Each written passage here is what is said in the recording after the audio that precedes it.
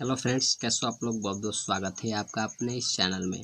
तो फ्रेंड्स, मैं आज आपको बताने वाला हूँ संधारित्र और संधारिता क्या होता है। इसका जो फुल डेरिवेशन और पूरे ग्राफ की सहायता से आपको बताने वाला हूँ, तो ध्यान से देखेंगे। तो चलिए इस वीडियो को स्टार्ट करते हैं ज़्यादा देर न करते हुए। अगर आप इस चैनल पर नए हैं तो चैनल को सब्सक्राइब कर ले और वीडियो को लाइक कर ले, ताकि इसी तरह की वीडियो अच्छी वीडियो आपके लिए बनाता रहूँ। तो चलिए स्टार्ट करते हैं। देखेंगे कि संधारित्र तथा संधारिता किसी चालक के आवेश के तथा विभवांतर के अनुपात को संधारित्र की संधारिता कहते हैं। ठीक है, किसी चालक के आवेश के तथा विभवांतर के अनुपात को संधारित्र की संधारिता कहते हैं। इसे सी से व्यक्त करते हैं। तो यहाँ पर देख लेंगे, फार्मूला हो जाएगा आपका C=Q/V। ठीक है, अब हम देखेंगे समांतर पट्टिका संधारित्र। समांतर पट्टिका संधारित्र जो कि मोस्ट इम्पोर्टेंट है।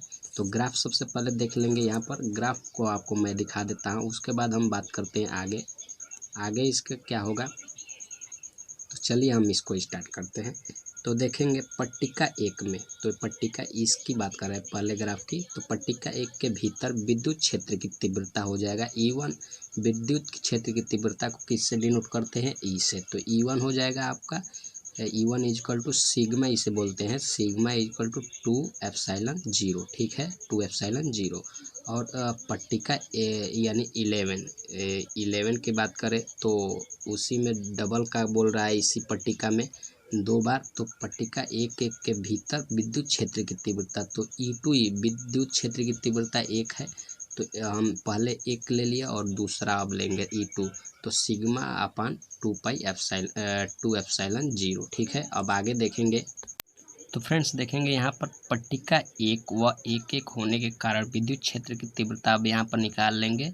E= E1 + E2। अब दोनों को जो पहले जो था उसको हम दोनों को जोड़ देते हैं यहाँ पर। तो E= हो जाएगा σ/2ε0 प्लस σ/2ε0। ठीक है, हम दोनों को जोड़ देते हैं। तो यहाँ पर देखेंगे, जोड़ेंगे जब तो यहाँ पर हो जाएगा। यहाँ पर जब हम इसको हल करेंगे तो ये बट्टे हो जाएगा। जब यहाँ पर आएगा इसको त्रियक गुणा करेंगे तो ये अब 2/2 इंटू यहाँ पर σ/ε0 हो जाएगा, जो कि काम निकाल दिए हैं। और यहाँ पर जब हम इसका जब हल करेंगे तो ये हो जाएगा E= σ/ε0, जो कि जब हम इसको जब हल करेंगे तो E= हो जाएगा Q/ε0। जब हम इसको दोनों को बट्टे में कर देंगे तो यहाँ पर हो जाएगा Q/A × ε0। चलिए हम आगे देखते हैं आगे क्या होता है कि बाहरी पृष्ठ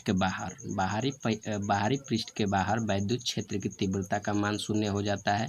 तो मैं बता देना चाहता हूँ कि जब अगर पृष्ठ के बाहर विद्युत क्षेत्र की तीव्रता का मान जो होता है 0 हो जाता है। ठीक है, तो यहाँ पर देखेंगे V = E × D। ठीक है, अब इसको हम जब यहाँ पर करेंगे तो V = Q/A × ε0 × D। अब यहाँ पर देखेंगे संधारित्र की धारिता C= Q/V। यहाँ पर देख लेंगे -Q/Q × D। और जब हम इसको जब हल करेंगे तो ये कट जाएगा, Q/Q के रूप में है तो इसको हम काट देंगे और अपान हो जाएगा A × ε0। जब हम इसको हल करेंगे तो C = A × ε0 × D। ठीक है, अपान D।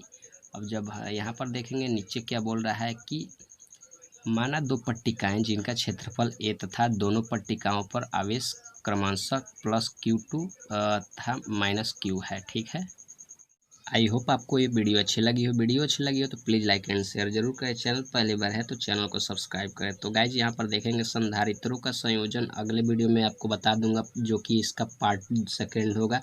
अगर आप कमेंट करते हैं तो मैं आपका इस जो पार्श्वक्रम और समांतर संधारित्रों का समांतर और पार्श्वक्रम संयोजन सब आपको दूसरे वीडियो में आपको बता दूंगा। ठीक है, तो चलिए मिलते हैं अगले वीडियो में अगले नए टॉपिक के साथ। तब तक बने रहिए मेरे इस चैनल पर।